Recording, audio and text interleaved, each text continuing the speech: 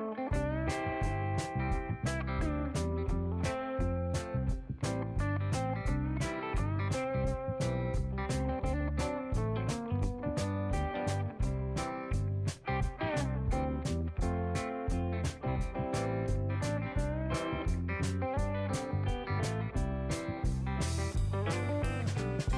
मैं अभिषेक साहनी आप सभी का इस YouTube चैनल में स्वागत करता हूँ। आज के वीडियो में हम इस प्लांट के ऊपर काम करने वाले हैं। ये एक बोगनविलिया का प्लांट है जिसे हमने लास्ट ईयर कटिंग से ग्रो किया था। इस प्लांट को हम एज ए बोनसाई ग्रो करना चाहते हैं और जैसे कि आप देख सकते हो ये काफी विगरसली ग्रो कर रहा है। तो आज के वीडियो में हम इस ब्रांचेस को प्रून करेंगे और इस प्लांट को वापस कॉम्पैक्ट शेप में लाएंगे। उसके बाद इसकी जो ब्रांचेस होंगी उसे वायरिंग करके रीडिजाइन करेंगे ताकि उसके ऊपर पैड क्रिएट हो सके। और देखेंगे हम कि इसकी ब्रांचेस को प्रून करके उसके ऊपर रेमिफिकेशन कैसे किया जाता है, नई ब्रांचेस कैसे डेवलप करनी है। तो चलिए देखते हैं इसकी प्रोसेस क्या है। सबसे पहले हम इसकी ब्रांचेस को प्रून करेंगे।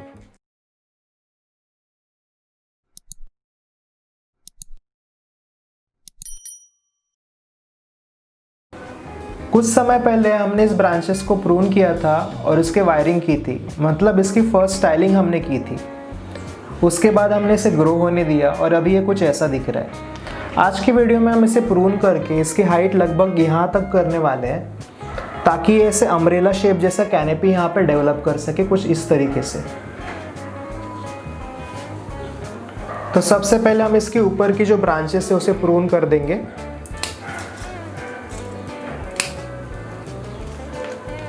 अब बात करते हैं साइड ब्रांच के बारे में। इस ब्रांच को हमने प्रून किया था यहाँ से और इसे वायरिंग की थी, हमारी मेन ब्रांच थी। और प्रूनिंग की वजह से यहाँ पे दो ब्रांचेस हमें नहीं मिली है, उसमें से ये ब्रांच काफ़ी स्ट्रांगली ग्रो कर रही है, तो इसे हम आज प्रून करेंगे।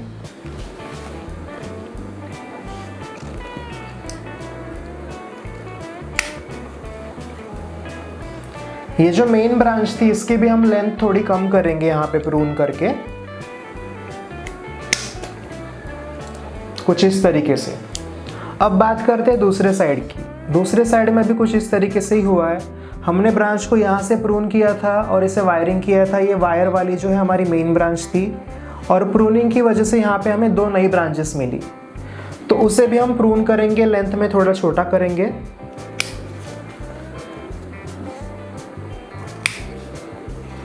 इसे मैं थोड़ा और छोटा कर दूंगा। ये जो पीछे वाली ब्रांच है यहाँ से हमें 3 ब्रांचेस मिली है, तो हम ये जो बीच वाली ब्रांच है इसे काट कर हटा देंगे।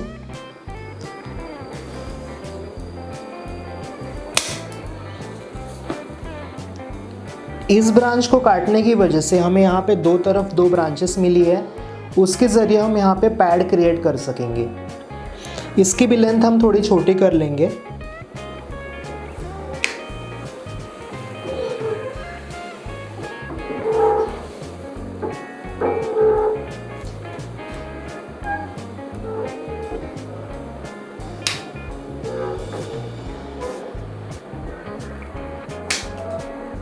कुछ इस तरीके से हमने ब्रांचेस को प्रून करके उसे कॉम्पैक्ट शेप दे दिया है।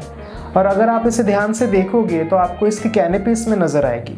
कुछ इस तरीके की कैनेपी हम डेवलप करना चाहते हैं अम्ब्रेला शेप में, तो वो जो इसका बेसिक शेप है वो हमें नज़र आने लगा है। ब्रांचेस को प्रून करने की वजह से यहाँ पे और ज़्यादा नई ब्रांचेस डेवलप होंगी।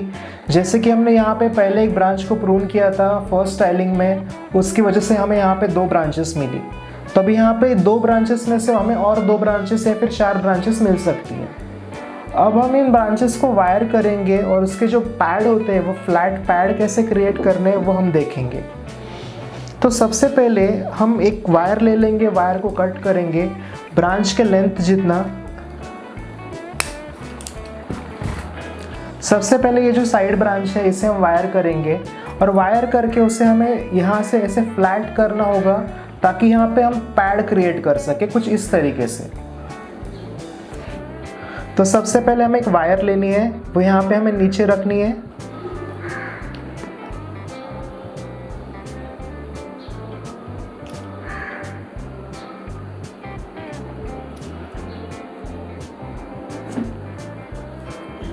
इसे ज़्यादा टाइट वायर करने की ज़रूरत नहीं है हमें।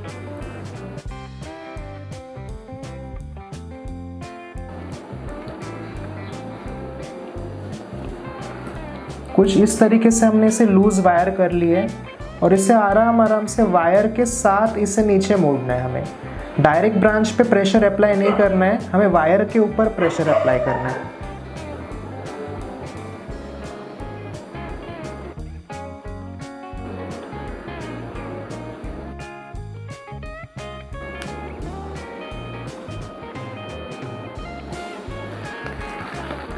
कुछ इस तरीके से हमने वायरिंग कर ली यहाँ पे और इसे फ्लैट कर लिया है ताकि पैड डेवलप हो। और एक ब्रांच में से अगर यहाँ पे 2 ब्रांचेस निकली और इस एक ब्रांच में से अगर 2 ब्रांच निकली तो इस तरीके से आगे पैड जाके क्रिएट होगा।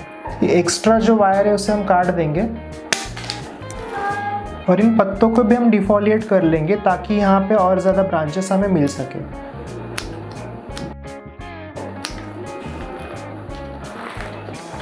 प्लांट के ऊपर जो भी पत्ते हैं उन्हें सारे पत्तों को हमें डिफोलिएट करना है।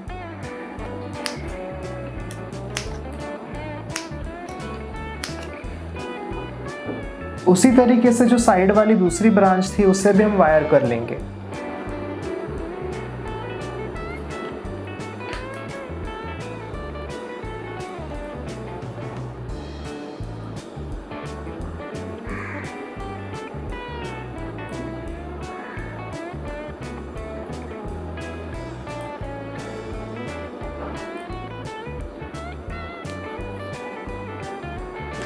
वायरिंग करने के बाद इस तरफ की जो ब्रांच है वो कुछ इस तरीके से नज़र आ रही है। ये जो ब्रांच है ये ऊपर की तरफ ग्रो हो रही है, हमें फ्लैट ब्रांचेस चाहिए।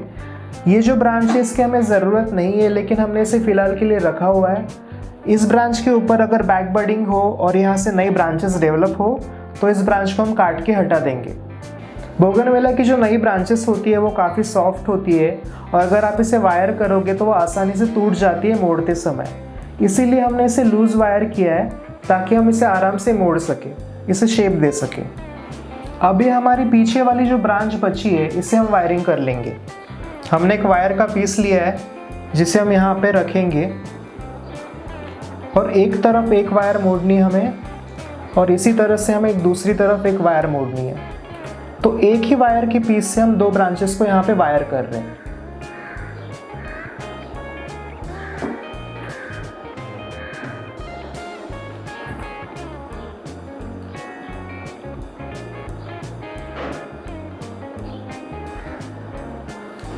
इस ब्रांच को हमने थोड़ा सा नीचे प्रेस कर दिया है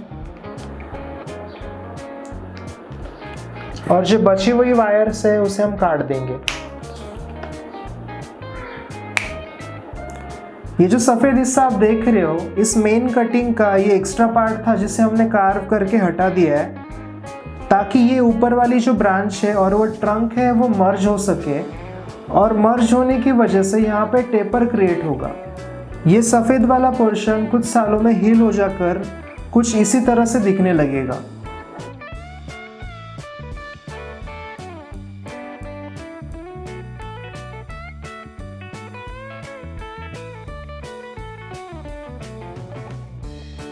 इस बोगनविलिया बोनसाई की हमारी स्टाइलिंग अभी पूरी हो चुकी है और जैसे कि मैं हर बार आपको कहता हूँ कि बोनसाई के ऊपर काम करने के बाद या फिर उसकी प्रूनिंग करने के बाद उसे आपको सेमी शेड में रखना होगा कुछ दिनों तक, जब तक उसके ऊपर नई स्प्राउटिंग नहीं नज़र आती।